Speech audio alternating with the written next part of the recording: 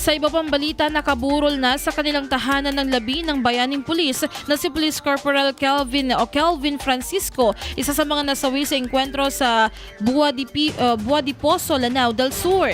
Labis ang pagdadalamhati ng pamilya ng bayaning pulis dahil sa hindi inaasahang pagkasawi nito. Sa panayam ng IFM News Team kay Ginoong Angel Francisco Jr., ama ni Police Corporal Francisco, sinabi nitong mahirap tanggapin ang pangyayari ngunit kailangan niyang maging matatag sa kabila ng pagkamatay ng kanyang nag-iisang anak na lalaki. Inilarawan nito si Police Corporal Francisco bilang isang mapagmahal at mabuting anak. Kaya timbiti anak ko, na kami asawa, na kami amin. Kaya siyempre, adultation, gasot na ito. Narikat ngamin nga iladawan, hindi pa nagtanggap di kasi nga bahanag sir eh. Kami, may misa nga anak ko dito nga lalaki. Nakasano ti kinadagsin na. Tsaka talagang kasi kung maipaliwanag nung kasano at ti kinadagsin na kada kami. Mura niya man dararami din me. Amit agsubli anak ko. Nasingpit anak ko no pangirigan lang iti ba awan makaati ti kinasingpit na. Pore no kami kaya nga klonin. Aklonin me.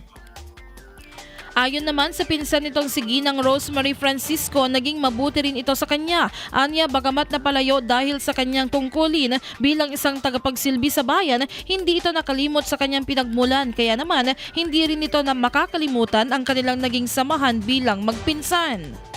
Ay, awan ti mako ito nga kasinsin ko sir, manipod ubing kami, no, agkakadwa kami nakaragragsak nga kakuyog. Nakasingsingpit.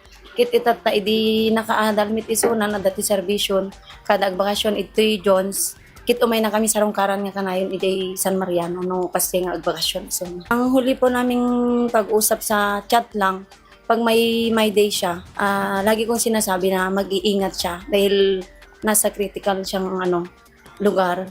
Ajay banding mi sir nga numapan ijay, kit kayat na agbudel fight kami siya.